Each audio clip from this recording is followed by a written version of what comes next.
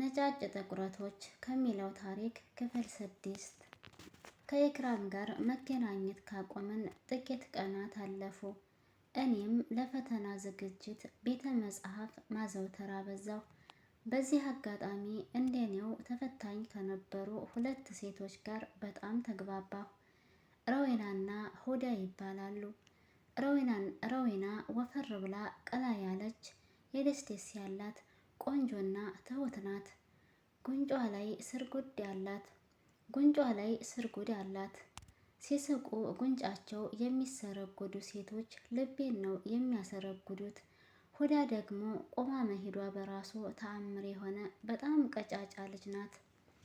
አሰላሙ አሌይኩም ወራህመቱላሂ ወበረካቱ። ውድና የተከበራችሁ የቻናሌ ቤተሰቦች ሰላም እንዴት ናችሁልኝ? እኔ በጣም ሰላም ነኝ አልሐምዱሊላ። እንዴት ተለመደው ወደ ቻናሌ በአዲስ ቪዲዮ ተከስቻለሁ። ቆይታችሁ ከኔ ጋር ይሁን። ከረዊናና ሁዳ ጋር ያለን ቅርበት በጣም እየጠበቀ መጣ። ቤተ መጽሐፍ መጥተው ይደውሉልኛል። አብረን ውለን ከምሽቱ 3 ሰዓት ሲሆን እንለያያለን። አብረን መሆናችንን ደስ የሚል ደስታ ይሰጠናል። አንዳንዴ በህይወታችሁ ውስጥ በድንገት የተከሰቱ ሰዎች ሳታስቡት የማይረሳ ትዝታ ጥለውባችሁ ያልፋሉ። ከነሁዳ ጋር አንዳንዴ የቤተ መጽሐፍቱ ግቢ ውስጥ እንገናኝና ቤተ መጽሐፉ ውስጥ ሳንገባ ቀኑን ሙሉ አብረን እንውላለን። ምሳ ሰዓት ላይ የረዊና እህት እምነት ከቤት ምሳ ቋጥራ ይዛልን ትመጣለች። እምነት ቀይ በጣም ቆንጆ የሰውነት ቅርጿ በጣም የሚያምር ውብ ልጅ ናት። ቁንጅና ከቤቱ ነው መሰለኝ። በጊዜው እሷ የ11ኛ ክፍል ተማሪ ነበረች። እምነት ወሬ መቋጠር አይሆንላትም። እራሷ ሚስጥር አትንገሩኝ መያዝ አይሆንልኝም ትል ነበር። አንድ ቀን እንዴት ተለመደው ቤተ መጽሐፍ እያነበብኩ እያለ አንድ የማላውቃት ልጅ ውጭ ኢክራም እየጠራችኝ እንደሆነ ነገረችኝ። ልጅቷ የኢክራም አብሮ አደግ ጓደኛዋና ዘመዷ ነበረች። ስሟ ሪሃና ነው። ከቤተ መጽሐፉ ኢክራምን ለማግኘት ወጣሁ። በር ላይ ብሩክን አገኘሁት። ብሩክ ሰላምታ እንኳ ሳይሰጠኝ አሁን መታ የጠራችኝን የኢክራምን ጓደኛ እንደሆነችና እንዳጣብሰው ጠየቀኝ። የብሩክ ፍጥነት ገርሞኛል። ግን በሰዓቱ ብሩክ የፍቅር ህይወት ውስጥ መግባት ይፈልግ እንደነበረ ስለማውቅ ብዙም አልደነቀኝም። ፍቅረኛ መያዝ ፋሽን ስለሆነ ሁሉም ስለተፋቀረ ሳይሆን ፍቅረኛ አለመያዙ ከሌሎች እንዳይነጥለው ብሎ ፍቅረኛ ይይዛል። ለምን ብለን ብንፈትሽ ከመንጋው ላለመለየት ከሚል ምክንያት ውጭ ምንም አናገኝም። ኢክራም ግን ግንኙነታችን እንዲቀዘቅዝ ከጠየቀች በኋላ ዛሬ ለምን ልታገኘኝ እንደመጣች ግራ ገብቶኛል። ሪሃና እየመራችኝ ኢክራም እየጠበቀችኝ ወዳለበት የቤተ መጽሐፉ ጀርባ አመራሁ። ኢክራም ዛፍ ተገድፋ ቆማለች። አሁንም ያ አስደንጋጭ ውበቷ አብሯት አለ። ሪሃና ኢክራምን ካሳየች በኋላ በነፃነት እንድናወራ ትታን ሄደች። ከኢክራም ጋር መደዋወል ካቆምን ከ2 ሳምንታት በላይ ተቆጥረው ነበር። ኢክሩ እየተፍለቀለቀች ፊውዬ አኩርፈህኛል አይደል አለችኝ። ዘንድሮ እኮ አልቻልንም ጎበዝ። በራሷ ጊዜ መገናኘታችን ጥቅሙ አልታየኝም እና ቀዝቅዘው ያለችኝ እሷ ራሷ ነበረች። አኩርፈህኛል አይደል ብላ ጥፋቱን ወደ እኔ ስትጠመዝዘው ተመልከቱ። ፈገግ አልኩና ኢክሩዬ አላኮረፍኩሽም።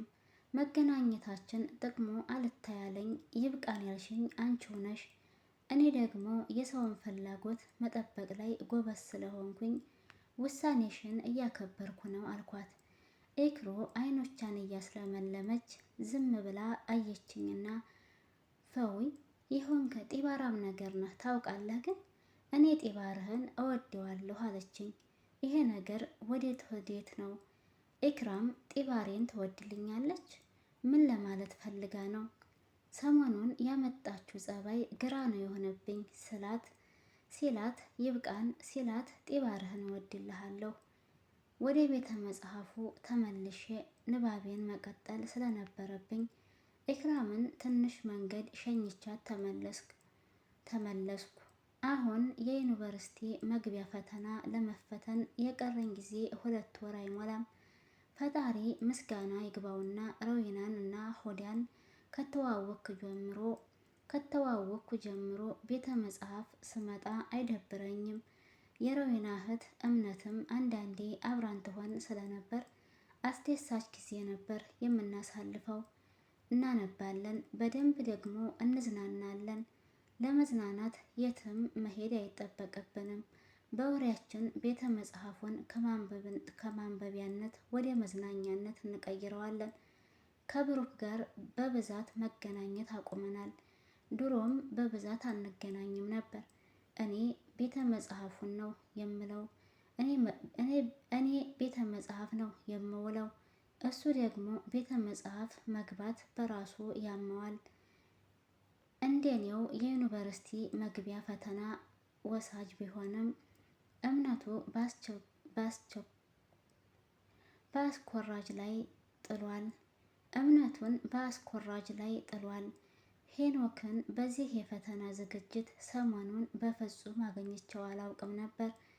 ቅዳሜ ቀን ይመስለኛል የማላውቀው ስልክ ተደወለልኝ። አነሳሁት። ፈውዛን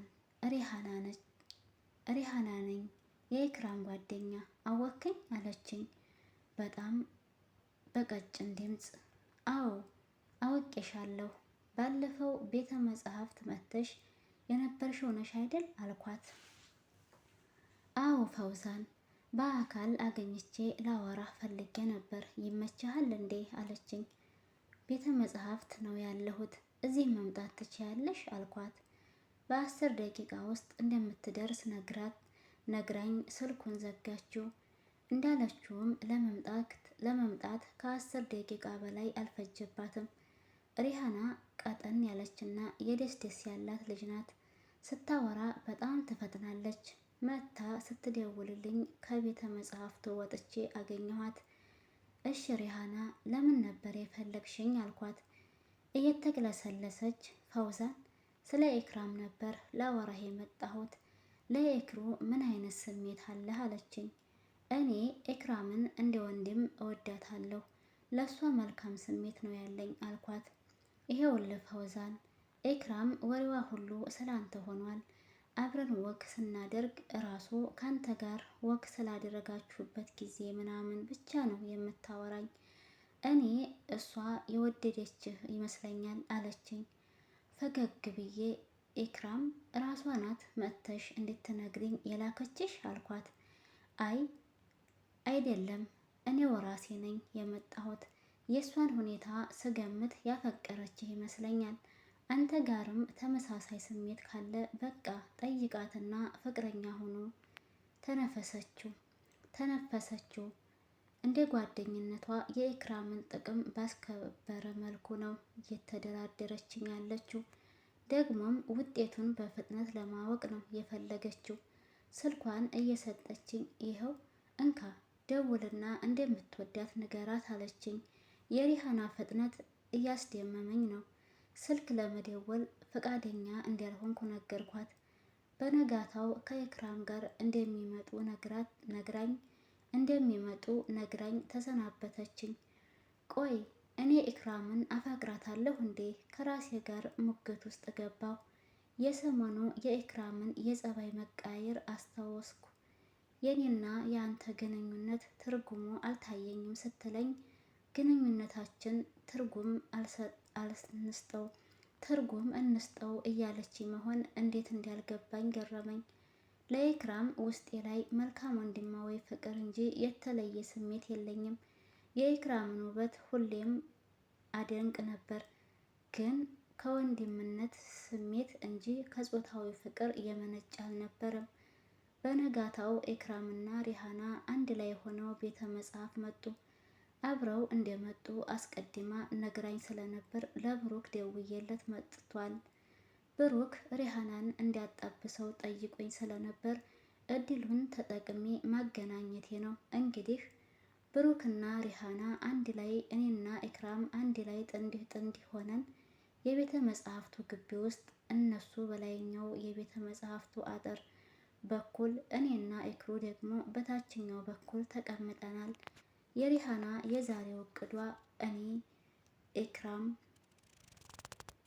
ውድና የተከበራችሁ የቻናሌ ቤተሰቦች ክፍል 6 እዚህ ድረስ አንብቤላችኋለሁ።